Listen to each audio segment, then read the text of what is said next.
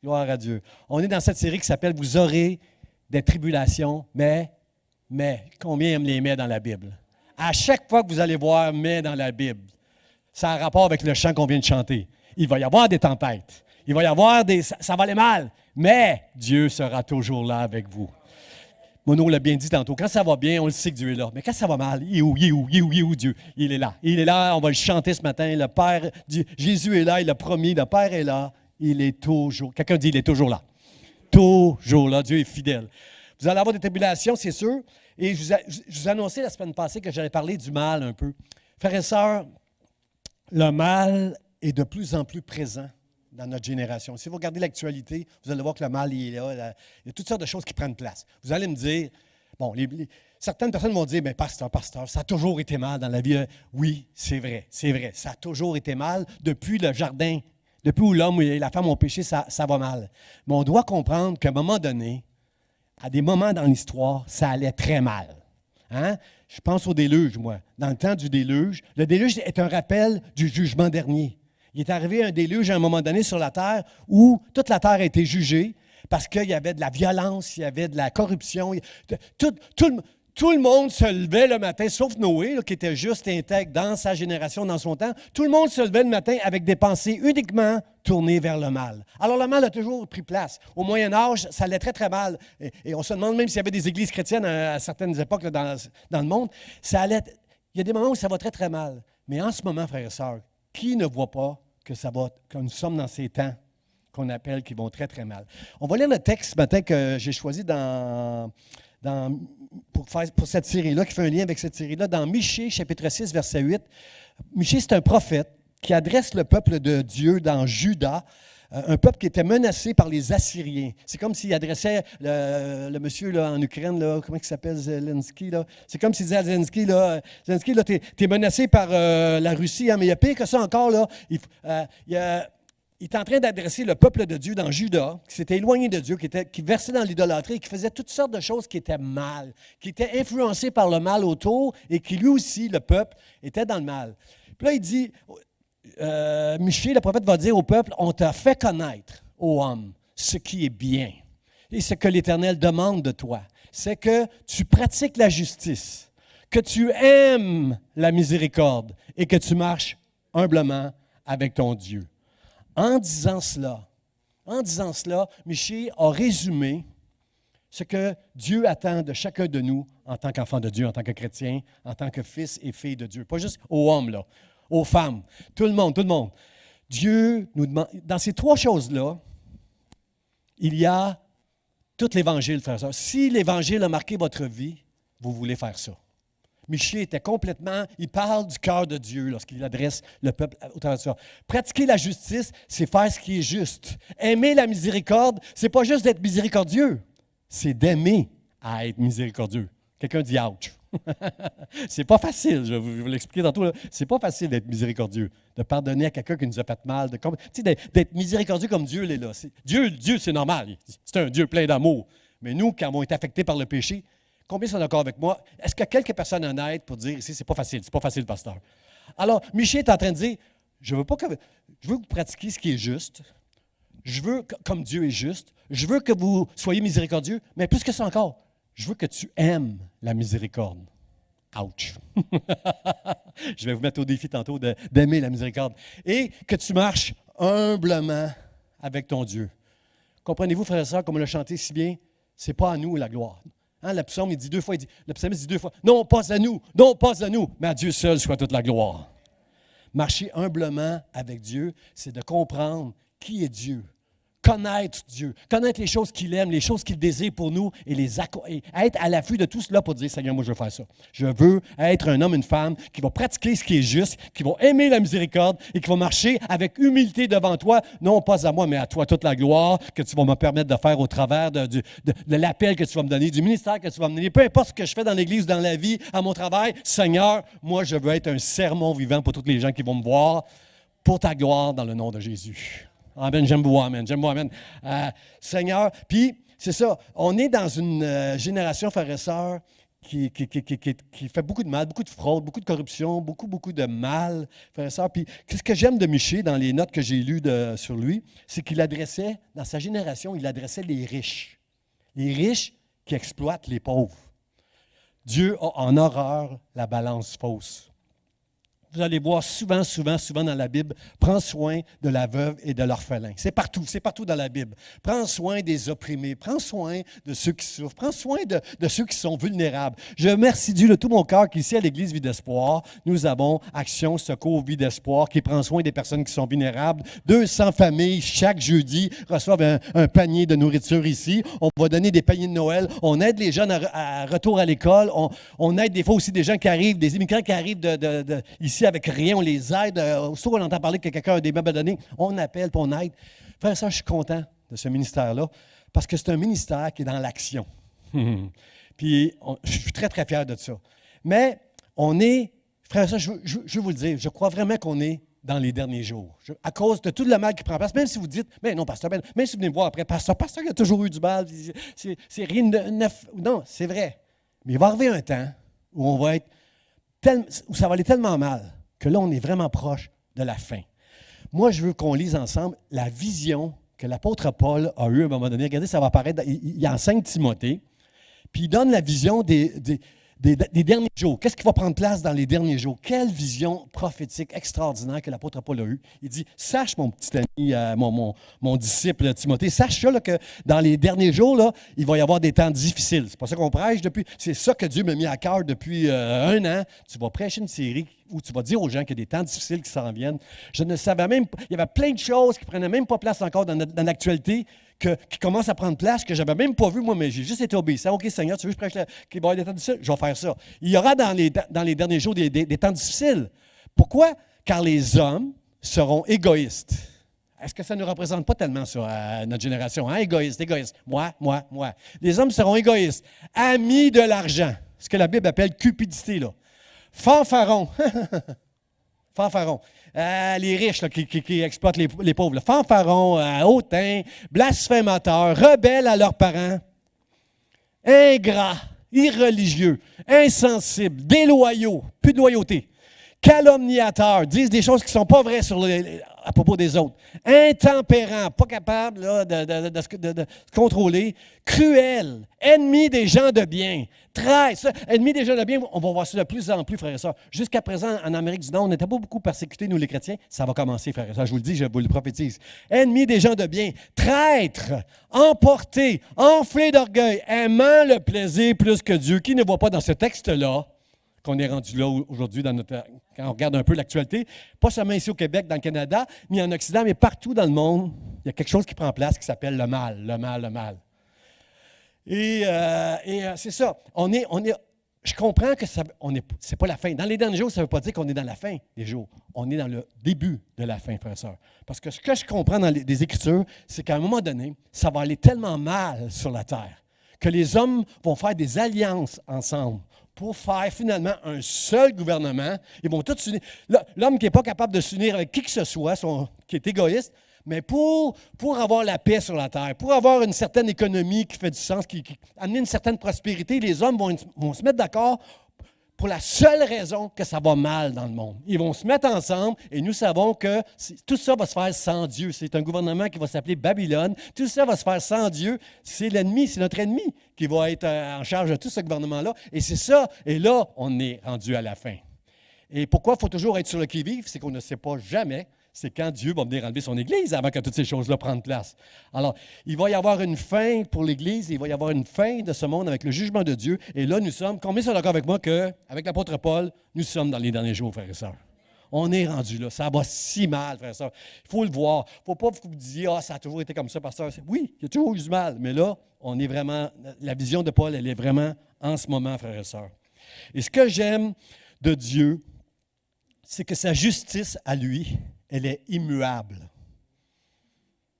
J'aurais aimé entendre. Merci, Mono, pour le. Merci. Je t'apprécie, Mono. J'apprécie. Tu m'encourages.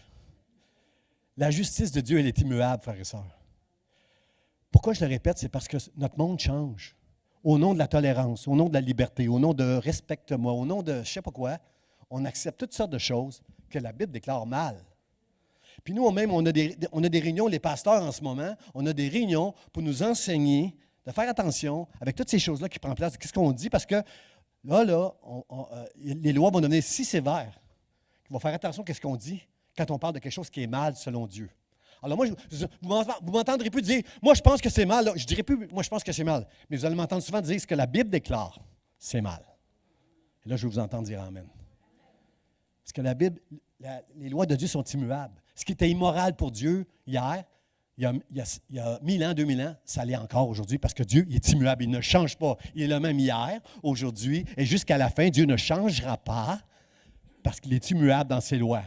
Parce que Dieu est juste. Toutes ses lois ont toujours été justes. Jésus dit, je ne vais pas enlever un seul iota de la loi. La loi est juste parce que la loi et la justice de Dieu représentent le caractère de Dieu. Dieu, lui, est juste. C'est pourquoi il déteste, il a en horreur la balance fausse.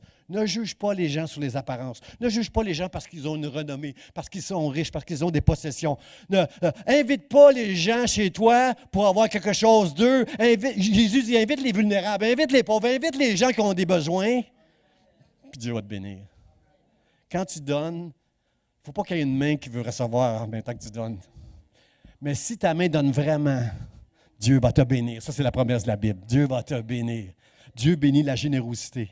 Et moi, je crois que notre petite Église, si elle a traversé si bien la COVID, c'est parce que c'est une Église qui est généreuse. C'est une Église qui est fidèle, qui donne à Dieu, et Dieu bénit l'Église.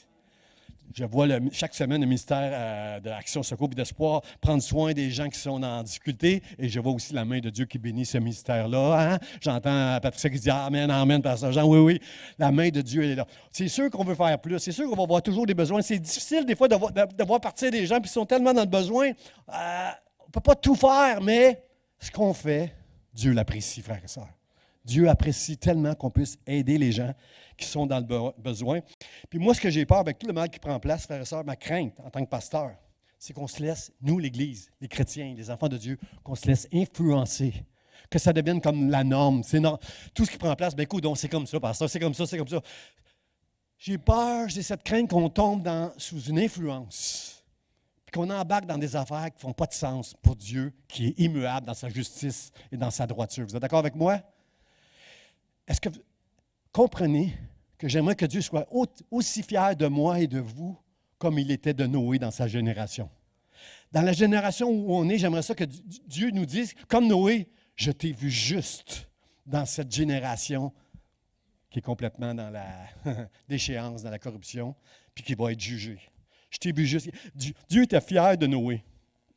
Alors, ce que Michel nous demande au travers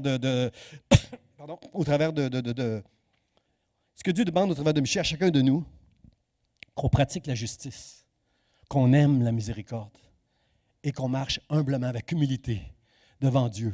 Pas moi. Tout ce qu'Action Secours fait, jamais je vais accepter que personne qui travaille dans Action Secours vous dise on l'a l'affaire. C'est une grâce que Dieu nous fait d'aider les autres. À Dieu qu'on veut redonner toute la gloire. Je suis fier de Terry, puis Patricia, puis Mme Mascar qui donne la direction. Je suis fier de Marjorie qui travaille à l'intérieur et tous les autres bénévoles, Giovanna, tous les bénévoles qui sont dans Action Secours et d'Espoir. Je suis fier parce que tout le monde le fait pour une seule raison, pas pour eux-mêmes, pas pour être élevé, mais pour la gloire de Dieu.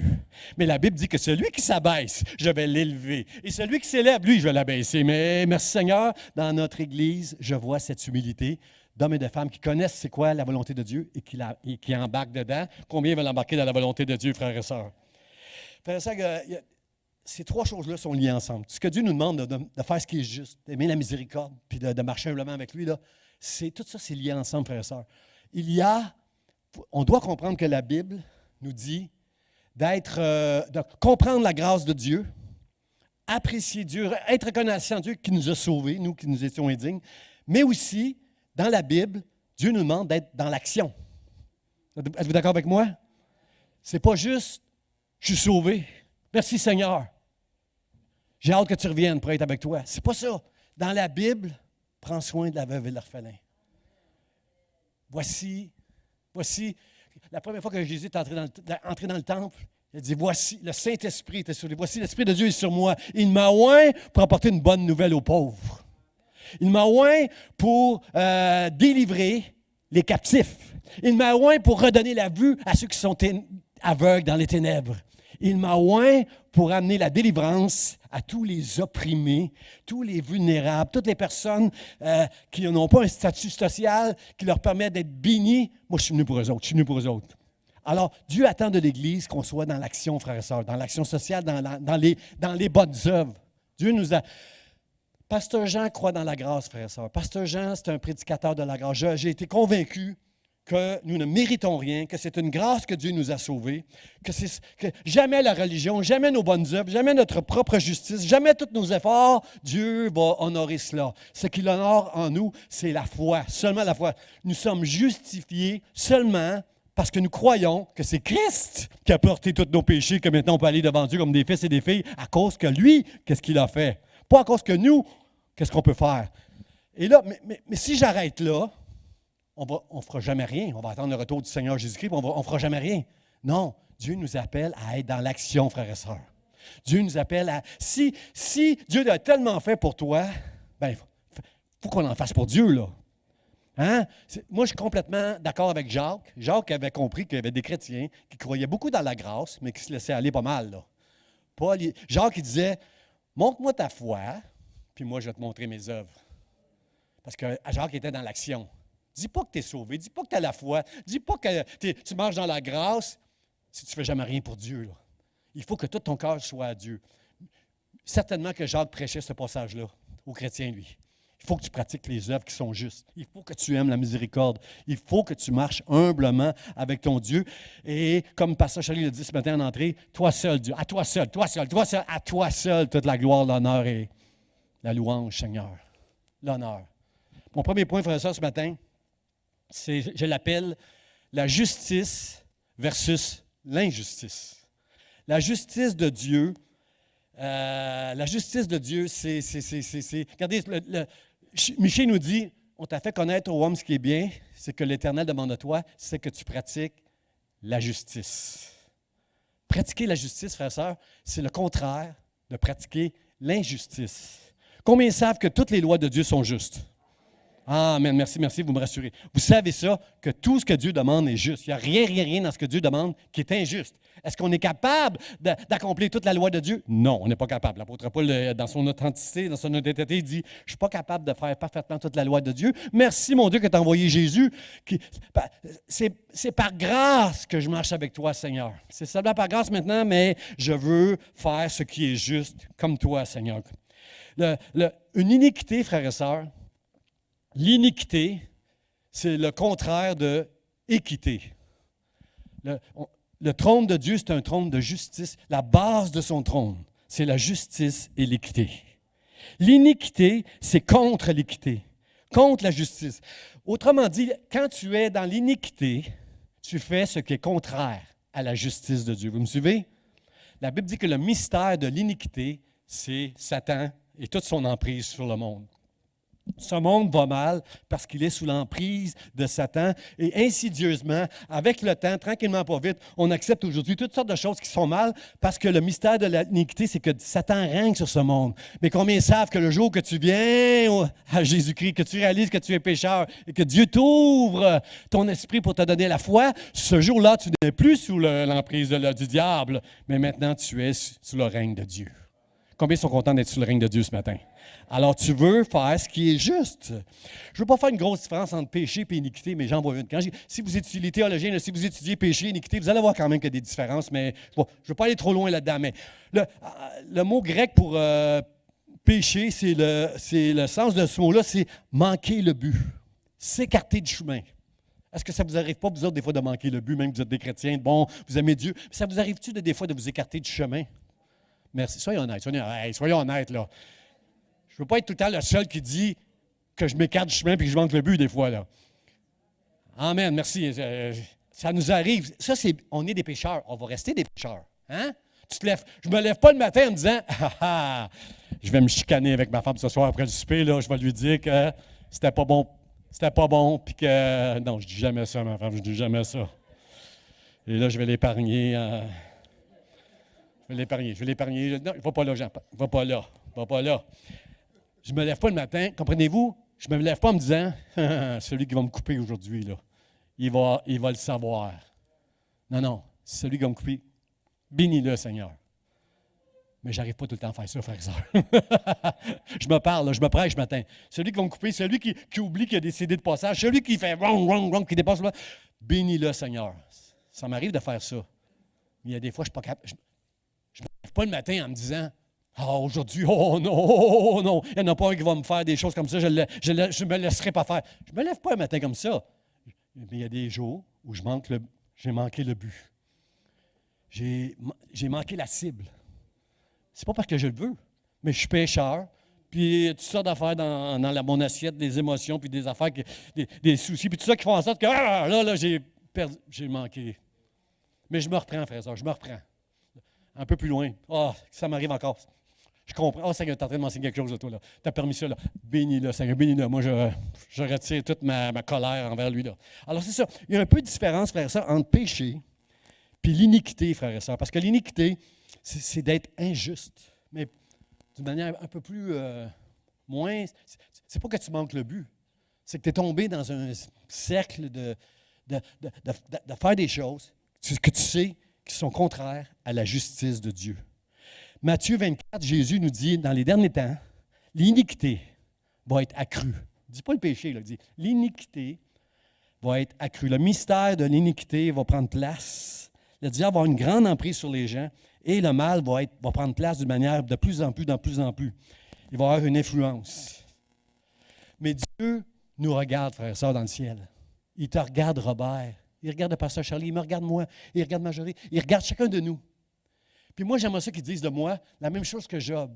Lorsqu'il parle à Satan, il parle à propos de Job, il dit « As-tu vu mon serviteur Job? As-tu vu mon serviteur Gabriel, l'humilité qu'il y a dans cet homme-là? As-tu vu un tel? As-tu vu une telle? » J'aimerais ça que Dieu parle de moi. Qui aimerait ça que Dieu parle de lui ou de elle comme ça dans le ciel? Malgré nos péchés, malgré nos manquements, parce que Job avait des péchés, hein?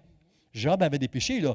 Job savait qu'il ne pouvait pas aller se présenter devant Dieu en disant « Pourquoi? » Job questionnait pourquoi il y avait toutes sortes de tribulations puis d'épreuves dans sa vie. Il se demandait pourquoi Seigneur, je suis juste, je me détourne du mal, j'ai décidé, je t'intègre. L'intégrité, ça veut dire que tout ce que tu fais, tout ce que tu dis, c'est devant Dieu que tu le fais. Tu as toujours l'impression que tout ce que tu dis et ce que tu fais, tu le fais devant Dieu. Il était intègre, il était droit, il se détournait du mal, mais il n'est pas capable d'aller devant Dieu en disant, il est capable de dire, je ne mérite pas ça, mais il n'est pas capable de dire, Seigneur, je suis juste. Tu ne dois pas faire ça. Il n'est pas capable de discuter avec Dieu. Parce que Job sait qu'il n'y a pas un seul juste sur toute la terre. Mais Dieu dit à Job, à Satan, « As-tu vu mon serviteur? Il est intègre, il est droit. » Comme il dit ça, il dit, il est intègre, il est droit. Il y a une autre affaire que j'oublie là. Il a la crainte de Dieu, puis il se détourne de ce qui est mal. Moi, je veux entendre Dieu dire ça de moi dans le ciel. Combien veulent entendre ça de la part de Dieu? Pour toi dans le ciel, je vois ta main, Denis. Qui va entendre ça? Seigneur, as-tu vu mon serviteur, Odilon? As-tu vu ma servante, Roselyne? Seigneur, merci. Merci, Seigneur, malgré mes péchés, à cause de la grâce de Jésus-Christ, que je peux te faire plaisir, que je peux t'honorer, que je peux marcher avec toi, Seigneur, puis que tu sois content de moi. Michée reprochait aux riches d'exploiter les pauvres dans sa génération. Il n'y a rien qu'à changer. Hein? Il n'y a rien qu'à changer. Hein? Les riches ont toujours eu sur la terre cet élan pour faire de l'argent sur le dos des pauvres. Les pauvres, ils n'ont pas d'avocat pour les défendre. Ils n'ont pas d'argent pour se payer d'avocat pour les défendre. Les pauvres vont être victimes de la récession qu'on va connaître. Là. C'est toujours les pauvres qui sont... Bien sûr que quelques riches qui vont connaître des fraudes, là, des abus, des choses comme ça, mais c'est souvent des personnes âgées avec les fraudes informatiques. Ça va être souvent des personnes de faibles revenus, de petits revenus, qui vont être exploitées puis qui vont connaître des abus qui sont sans secours. Merci Seigneur pour Action Secours Vie d'Espoir qui vient en aide à des gens. Faire ça dans l'Église, il y a souvent eu deux camps. Le camp de « moi je suis sauvé par grâce, je n'ai pas besoin de faire de bonnes œuvres », puis le camp de ceux qui sont pour les actions, qui sont dans l'action sociale, qui font des bonnes œuvres. Un peu comme je disais tantôt de Jacques. Il y a les deux, frères et sœurs, dans la Bible. Nos bonnes œuvres ne vont jamais nous sauver. C'est une grâce de Dieu. C'est par la grâce de Dieu qu'on a été sauvés.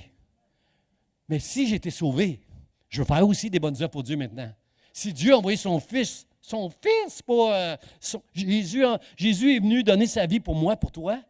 Ben, Seigneur, qu'est-ce que tu veux que je fasse pour toi maintenant? Je te suis redevable pour l'éternité maintenant, là. Tu m'as sauvé de l'enfer, tu m'as sauvé d'une vie misérable maintenant. La vie est difficile, mais tu es avec moi, Seigneur, au travers des tempêtes. Merci d'être là, Seigneur. Moi, je veux faire quelque chose pour toi. La Bible nous dit que dans un passage des Écritures, c'est où ça? Je ne l'ai pas noté, vous le savez, vous connaissez, vous êtes tous des bons théologiens ici. Ce passage où, au jour du jugement, Jésus va séparer les justes et les injustes. Il va mettre les justes à sa droite. Puis il va leur dire, vous autres, entrez. Vous pouvez entrer dans le royaume de Dieu. Parce que quand j'ai eu faim, vous m'avez donné à manger. Quand j'ai eu soif, vous m'avez donné à boire. Quand j'étais nu, vous m'avez vêtu. Quand j'étais étranger, je venais d'un autre pays, vous m'avez accueilli. Mais là, les justes vont dire, mais Seigneur, quand on t'a donné un verre d'eau, Jésus? Quand on t'a donné tu étais nu pour t'habiller?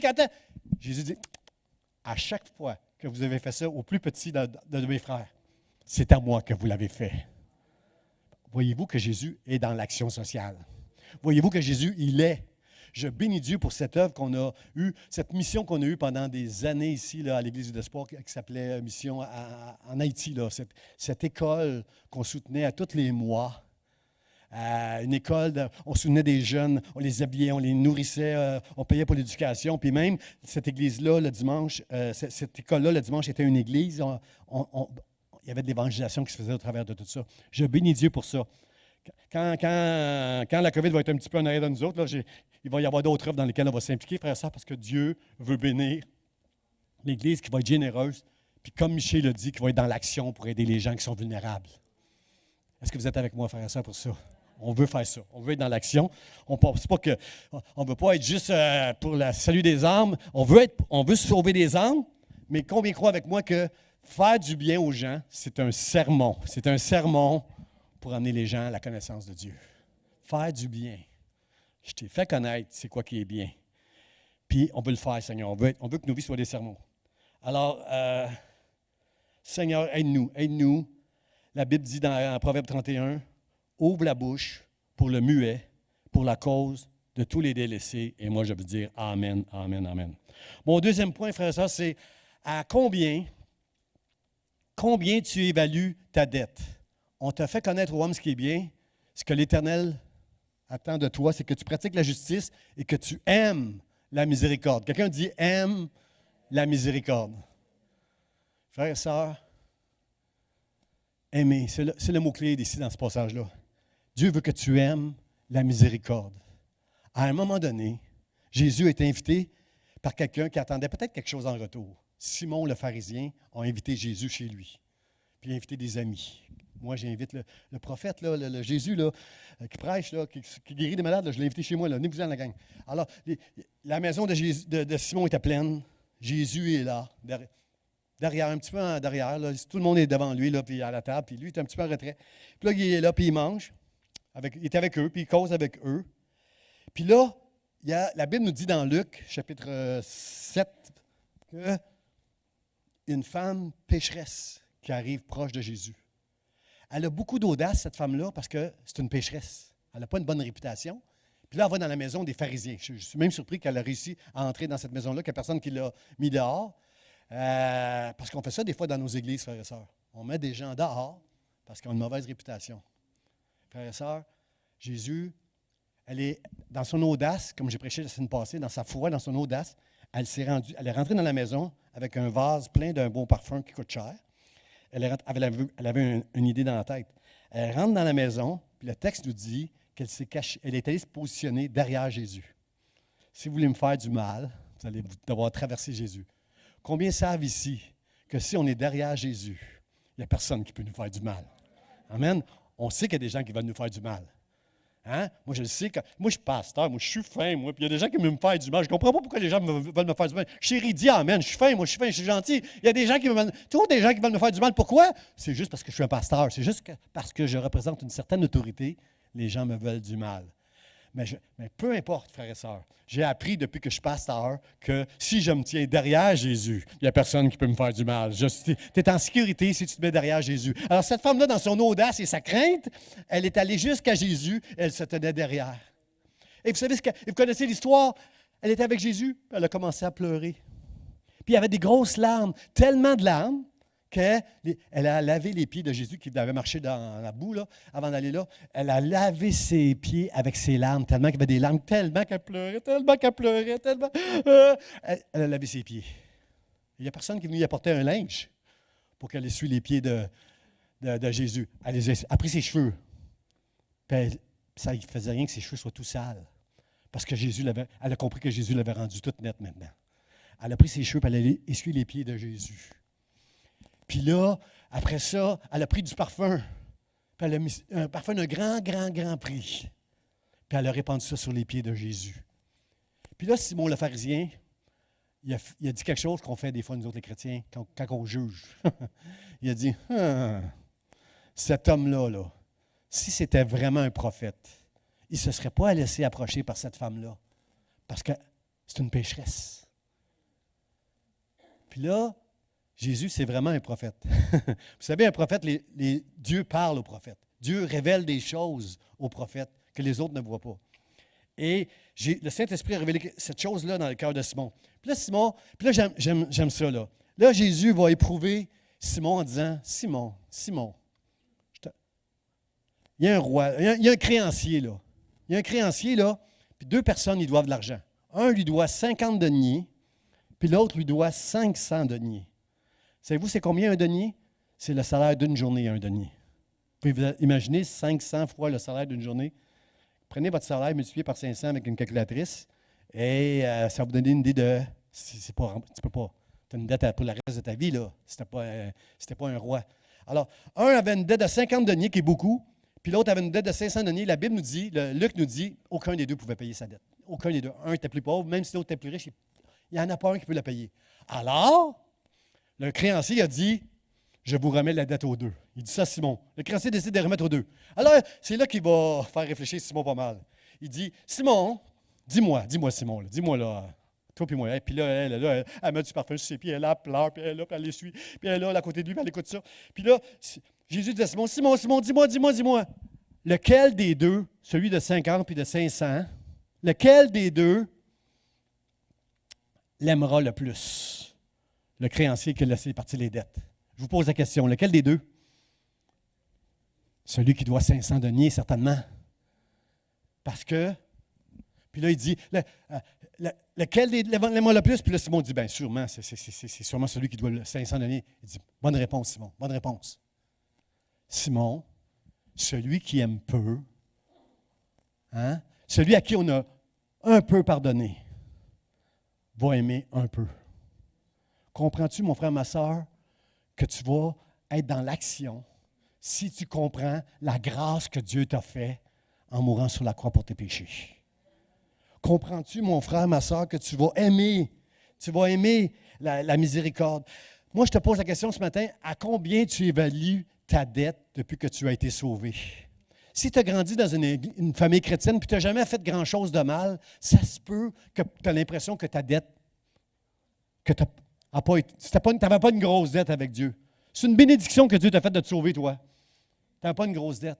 Mon frère, ma soeur, réalise que sans Dieu, tu étais fini. Même si tu es une bonne personne, sans Dieu, tu es indigne.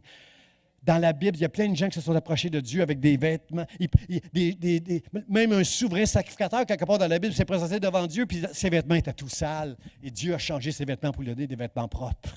Même Job, dans sa droiture, dans sa crainte de Dieu, même Job qui s'est détourné du mal, qui était intègre, même Job dit, il n'y a personne qui est juste devant Dieu. Même lui était conscient de cela, frères et sœurs. Combien sont conscients avec moi ce matin que c'est une grâce que Dieu nous a fait? Il n'y a personne ici qui est juste. On a tous une grande dette que Dieu a effacée à la croix pour nous. Alors, qui veut dire avec moi, Seigneur, je veux aimer la miséricorde. Amen. J'ai vu amen? OK. Quelqu'un dit ouch. Frères et sœurs, c'est pas raisonnable d'être miséricordieux. C'est pas juste. Quelqu'un m'a fait du mal, Puis souvent, c'est injustement. Hein? Si quelqu'un t'a fait du mal parce que c'est juste, tu ne vas pas te plaindre. Tu ne vas pas te plaindre, tu vas passer par-dessus ça. Mais si quelqu'un t'a fait du mal puis il est injuste, là, tu ne peux pas aimer ça. Puis Dieu te demande d'être miséricordieux avec ceux qui sont injustes avec toi, ceux qui te font du mal, ceux qui calomnient, ceux qui parlent mal dans ton dos, ceux qui te traitent de pécheresse, ceux qui, comprenez-vous, ceux qui te jugent. Dieu te dit, non seulement sois miséricordieux, mais aime la miséricorde. Ouch! Frère, ça, c'est pas facile d'être miséricordieux. C'est facile pour vous autres? Ma femme dit que c'est facile pour moi. Elle me dit, toi, c'est facile, tu es fin, tu es plein de compassion, ça, c'est facile. Frère et sœur, c'est jamais facile. Ça nous paraît déraisonnable de pardonner aux autres. Moi, je connais quelqu'un proche de Jésus qui, à un moment donné, qui a dit, « Hey, combien de fois va falloir que je pardonne? Ça fait 7 fois qu'il me dit, qu'il me fait la même chose. Combien de fois, Seigneur, va falloir que j'y pardonne? Je ne suis pas un tapis, moi. Je ne suis pas chrétien, ça ne veut pas dire crétin, là. Il y a une limite, là, à être raisonnable. À aimer la miséricorde, là. Wow! Jésus dit 77 fois, 7 fois. Jésus est en train de nous dire ce matin, quand tu vas vers Dieu, hein, mettons, on va faire toujours ma même blague, là. Quand j'ai trop mangé de chocolat, puis je vais devant Dieu pour dire, Seigneur, pardonne-moi, j'ai manqué ma chute, j'ai mangé 8 chocolats, Seigneur, pardon. Quand je demande pardon à Dieu, quand est-ce que Dieu va me dire, Hey, Johnny boy, ça fait 50 fois que tu me demandes pardon pour ça. Ce que Dieu est en train d'enseigner à Pierre, ce que Jésus est en train d'enseigner à Pierre 77 fois, 7 fois, c'est ce que Dieu nous fait à chacun de nous, frères et sœurs. À chaque fois qu'on pêche, Dieu, puis qu'on le confesse, Dieu nous pardonne notre péché. Combien sont contents que Dieu pardonne les péchés? Inconditionnellement. Inconditionnellement. Son amour est inconditionnel. Il nous voit comme un homme et une femme justes. On n'a pas encore atteint la perfection sur la terre, mais un jour dans le ciel, on va être parfait à ses yeux à cause de l'œuvre de Jésus-Christ. J'ai la foi. Quand la femme, quand il a dit à la femme qui a mis du parfum sur ses pieds, « Va, tes péchés sont pardonnés », quelqu'un a dit, « Hey, c'est qui lui qui pardonne les péchés? » Puis Jésus a entendu, « Hey, qui lui qui pardonne les péchés? C'est quoi ça, cette affaire-là, tes péchés sont pardonnés? » Puis là, il va les enseigner, il va dire à la femme, « Va, ta foi t'a sauvé. » Ce n'est pas les bonnes œuvres qu'elle vient de faire, mais c'est à cause de sa foi qu'elle a fait ces bonnes œuvres-là et qu'elle a prouvé qu'elle a la foi que Jésus, c'est le Christ, le Fils de Dieu, venu pour les péchés. Celui qui est venu apporter une bonne nouvelle aux pauvres, délivrer les captifs, à guérir, comprenez, redonner la vue. Elle le sait que c'est lui maintenant. Alors, c'est sa foi qui l'a sauvé et c'est sa foi qui l'a amené à faire des bonnes œuvres, frères et sœurs. Qui veut faire des bonnes œuvres, frères et sœurs? Dans ce monde qui est injuste. Frères et sœurs, pardonner, aimer la miséricorde, ça paraît déraisonnable, ça paraît injuste, mais c'est libérateur. Je vous laisse réfléchir un peu. Prenez 10 secondes. C'est libérateur. Ça semble injuste, mais ça nous libère.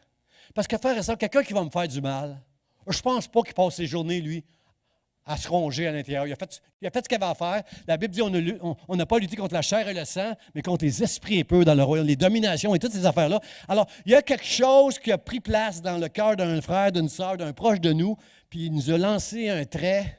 Il a dit une parole qui nous a fait du mal, mais cette personne-là, elle vit sa vie. Je me souviens d'un de mes patrons, une femme qui me disait, elle était fâchée contre son mari, elle était divorcée avec lui, puis il en voulait. Je disais, arrête d'en vouloir, tu te fais du mal. Lui, il est en train de jouer au golf. Lui, il ne pense pas à toi, là, lui. Là. Toi, tu penses juste à ça. Tu es rongé par ça. C'est libérateur de pardonner, frères et sœurs. Parce que quand tu pardonnes, tu te libères toi. Tu libères ton cœur de toute une espèce de... Puis non seulement tu libères toi, mais tu libères les gens autour de toi. Je vais le dire encore, je vais aller de l'autre côté. Tu libères des gens autour de toi. Parce que si tu ronges ton frein pour la mal que quelqu'un t'a fait, bien ton conjoint, tes enfants, tes amis, tes proches, eux autres, ils vont payer eux autres aussi pour le mal qu'on t'a fait. Parce que ça va être en l'intérieur d'eux autres. Alors c'est pour ça que je dis que pardonner, c'est libérateur. Non seulement tu dois être miséricordieux, tu dois aimer la miséricorde parce que la grâce que Dieu te fait va prendre place au travers de toi. et tu vas avoir une influence dans ce monde. Tu vas être un sermon pour ce monde dans le nom de Jésus. Amen. La Bible, mon dernier passage que j'ai vu dans mes notes, c'est « On moissonne ce qu'on sème, frères et sœurs. » Dans les deux sens, là. Tu ne sèmes pas, tu ne moissonnes pas. Mais ce que tu sèmes, tu vas le moissonner. Tu ne veux pas pardonner. Tu ne veux pas pardonner? Pardonne pas. Ben, tu ne seras pas pardonné. Tu vas moissonner ce que tu sèmes. Pardonne-nous nos offenses. Enseigne-nous à prier, Seigneur. Pardonne-nous nos offenses comme nous pardonnons à ceux qui nous ont offensés. Juste ça, moi, là, ouch, ouch, ouch. Non seulement ça va être libérateur, mais ça va amener sur moi la miséricorde de Dieu quand je vais pardonner les autres. Qui veut pardonner aujourd'hui? Là? Qui veut dire, moi, pasteur, je vais penser là-dessus, mais oui, c'est sûr que je vais pardonner. Puis Dieu dit, pardonne aux frères, aux sœurs, mais pardonne aussi aux autres. Les autres, c'est ceux qui ne font pas partie des chrétiens, là, qui ne font pas partie de la famille de Dieu. Même aux autres, tu dois leur pardonner. Pas obligé d'être tout le temps avec eux autres. Pas obligé d'être... Je ne suis pas un tapis, là. Je ne vais pas me faire exprès pour être à côté de mon voisin qui me dit toujours des bêtises, là, mais Seigneur, bénis-le, pardonne-le. Moi, je ne veux pas garder ça dans mon cœur. Toi, tu m'as pardonné, moi, je vous pardonne moi aussi. Là. Alors, je sème pour moissonner un jour ce que j'ai semé. Amen. Mon dernier point, frère et sœur, c'est prêche ce sermon. Prêche ce sermon. On t'a fait connaître que au homme, que tu marches humblement avec ton Dieu. Marcher humblement avec son Dieu, j'ai dit tantôt, là, c'est connaître ce que Dieu aime, ce que Dieu désire, puis dire « Amen, Seigneur, je veux faire ça. » Je veux faire ça parce que j'ai cette humilité de « je n'ai pas l'affaire, moi ». Combien sont d'accord? Même si vous avez de grandes aptitudes, là, même si vous êtes bon dans plein d'affaires, combien ont cette humilité de dire « je n'ai pas l'affaire, moi, c'est Dieu. Je dépends de Dieu pour tout le bien que je peux faire. » Même si je suis un bon, moi, combien trouvent que Mono est un très bon guitariste, là, puis j'aime ce petit coup. Quand je l'ai appelé, quand il était malade, il avait la voix très, très rauque. Mais même quand il chante et il n'est pas malade, j'aime ça. Il y a une voix un peu rauque. J'aime cette voix-là. Je trouve qu'il a un grand talent avec sa guitare incroyable. Mais Mono va être d'accord avec moi. Il ne peut pas dire hey, quel talent que j'ai, moi. Hein? Applaudissez-moi un peu plus fort. Là, reconnaissez un peu. On ne peut pas faire ça. Paul dit qu'est-ce que j'ai que ce n'est pas Dieu qui me l'a donné. Les talents que tu as, c'est Dieu qui te les a donnés. Les aptitudes que tu as, mais combien savent que ce n'est pas les aptitudes, mais comme nos attitudes qui sont importantes dans le royaume de Dieu. Tant mieux si tu as beaucoup d'aptitudes. Tu as besoin d'avoir une bonne attitude, par exemple, pour donner toute la gloire à Dieu au travers des talents que Dieu va te donner. La Bible dit, l'orgueil précède la chute, mais l'humilité précède... Quoi? La gloire, pas ta gloire à toi. L'humilité précède la gloire. Tu vas connaître la gloire de Dieu qui appartient à Dieu seul si tu marches humblement avec ton Dieu et tu fais toutes les choses qu'il te demande de faire et tous les exploits, comme on l'a chanté ce matin, tous les exploits que nous allons faire pour la gloire de Dieu, à lui seul toute la gloire, parce que l'humilité précède la gloire qui appartient à lui. Mais l'orgueil qui vient de Satan, le mystère de l'iniquité qui a une emprise sur ce monde, cet orgueil-là précède la chute. Seigneur, brise mon orgueil. Moi, je travaille beaucoup sur mon orgueil parce que je préfère en venir à bout que Dieu m'humilie.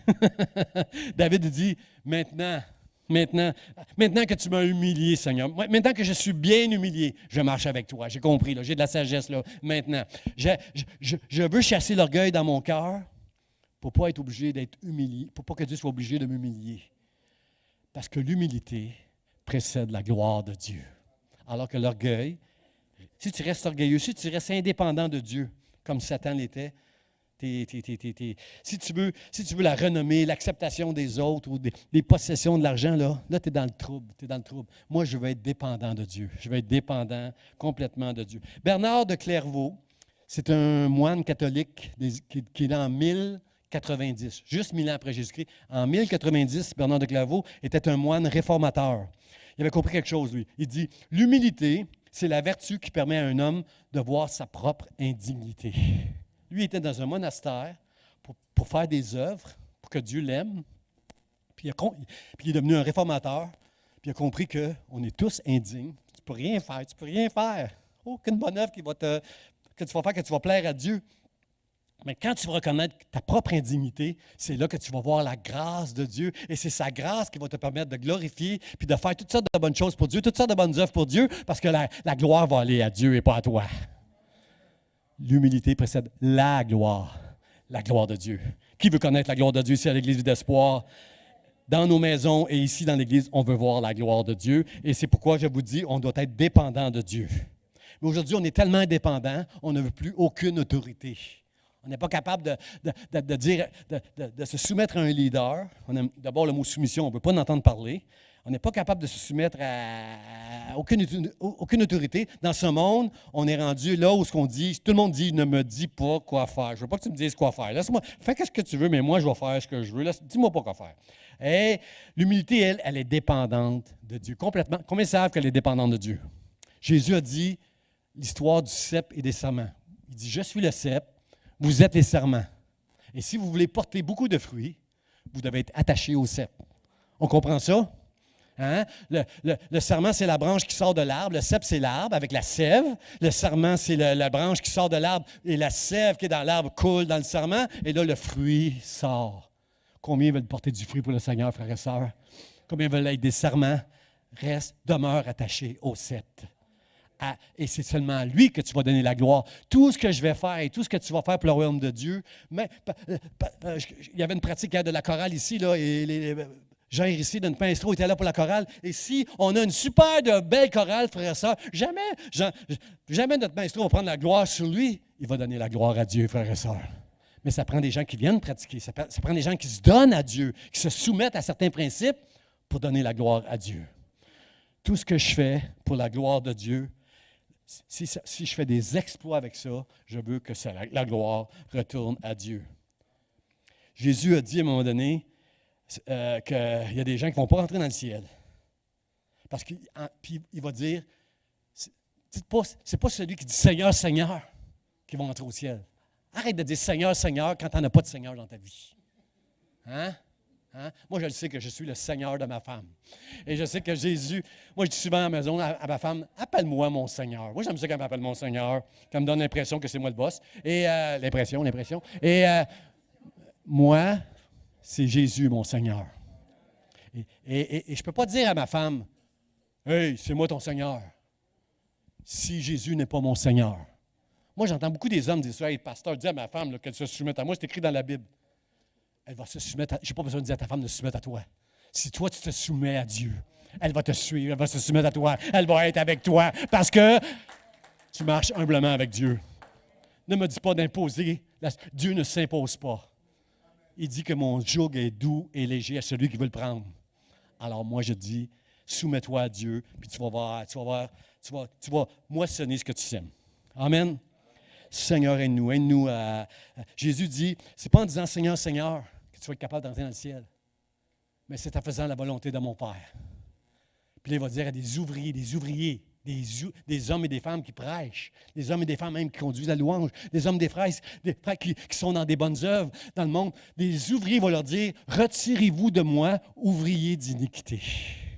Vous qui commettez l'injustice au nom en faisant des choses pour Dieu, retirez-vous de moi. Oh Seigneur, j'ai peur. Seigneur, tout à coup, je suis comme Job, là.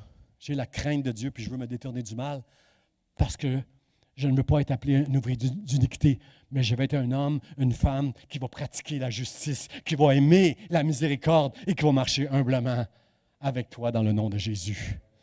Aide-moi, Seigneur. Aide-moi, Seigneur, à faire ça. Frères et sœurs, combien sont d'accord avec moi, comme mon titre le dit, que c'est un sermon pour les gens qui nous entourent de marcher, de faire ça. Marcher, pratiquer la justice, faire ce qui est juste dans un monde où tout est injuste.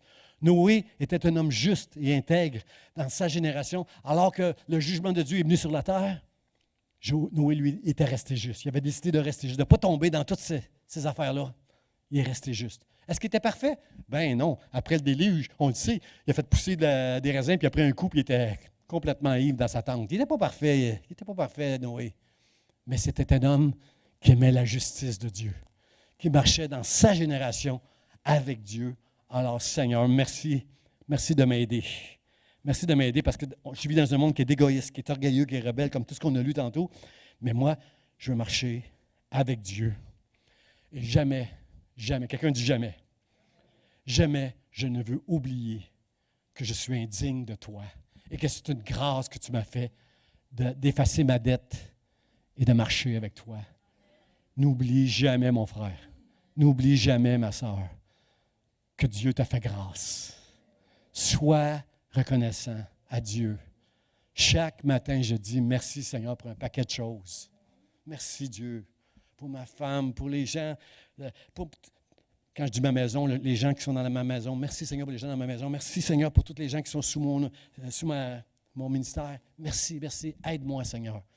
Je ne veux pas oublier que moi je suis indigne, mais c'est que par toi j'ai été rendu digne. Amen.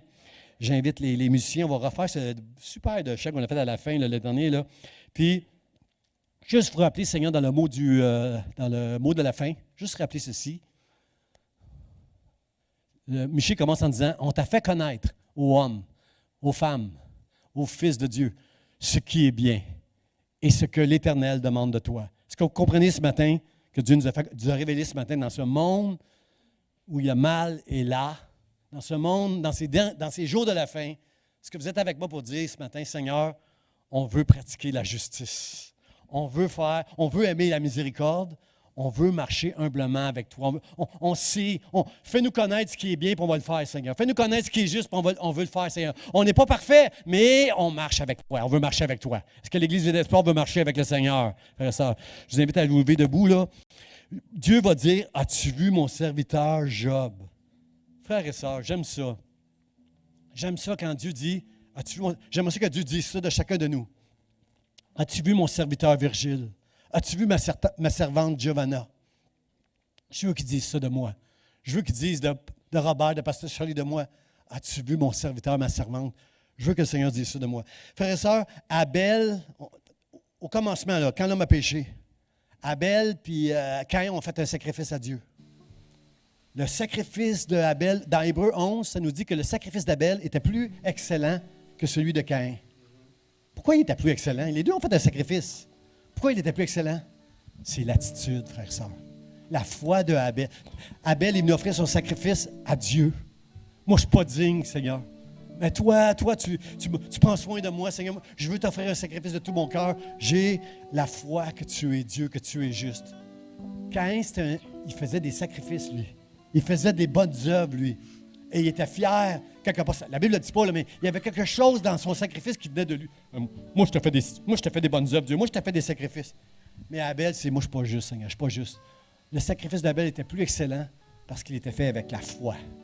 Et moi, j'ai la foi, frères et sœurs, que Michée nous parle aujourd'hui, à nous, les chrétiens des derniers jours, en nous disant, fais ce qui est juste. Aime la miséricorde et marche humblement, avec humilité devant ton Dieu. Puis Dieu va parler de nous autres, de l'Église d'Espoir, en disant, wow, wow, wow, nous allons moissonner ce que nous allons semer dans le nom de Jésus. Combien veulent dire Amen, Amen. Alors que nous nous unissons nos musiciens pour chanter ce chant, frères et sœurs, demandez à Dieu de vous donner cette grâce, de répondre à l'appel que Dieu fait à son peuple au travers de Michée.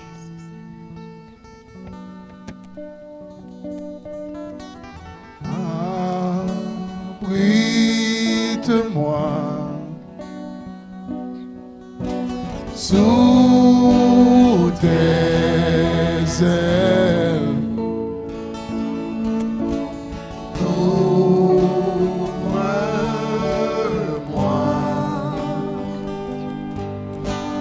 par ta main puissante.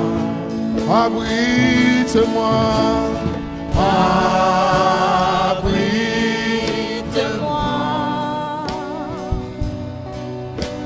sous tes ailes. Ouvre-moi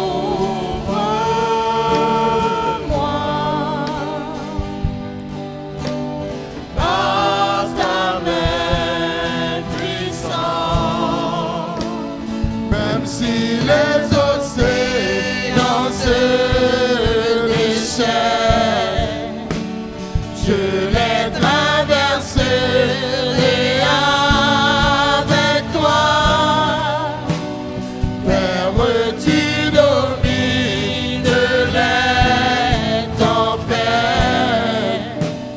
Je suis tranquille, car tu es là. Je suis tranquille, car tu es là. Même si les océans se déchaînent, je les traverserai avec toi. Père, tu domines les tempêtes. Je suis tranquille, car tu es là. Je suis tranquille, car tu es là. En Jésus seul, je me confie.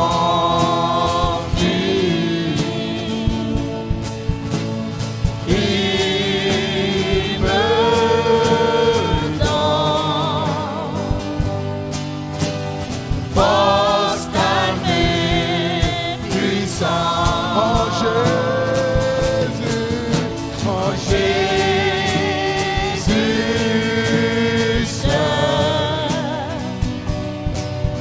je me confie. Il me donne force, calme et puissance. Même si les océans se déchaînent, je les traverserai avec toi. Père, tu domines les tempêtes. Je suis tranquille, car tu es là.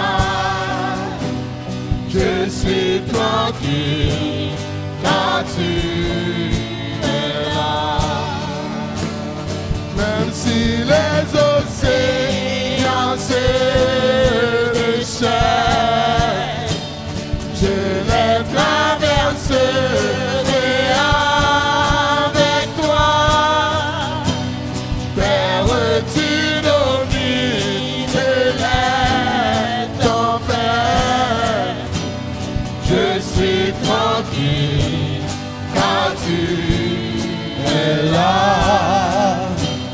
Je suis tranquille, car tu es là. Je suis tranquille, car tu es là. Je suis tranquille, car tu es là.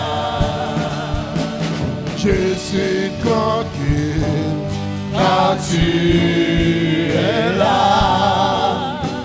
Je suis tranquille, car tu es là. Alléluia. Alléluia. Aide-nous, Seigneur. Frères et sœurs, je réalise que dans un message comme ça, là, on vit dans un monde très, très, très orgueilleux. C'est difficile d'être humble dans ce monde. C'est difficile. La majorité des gens, si tu veux grandir dans ta entreprise, on dirait qu'il faut que tu sois orgueilleux, il faut que tu prouves que tu es bon.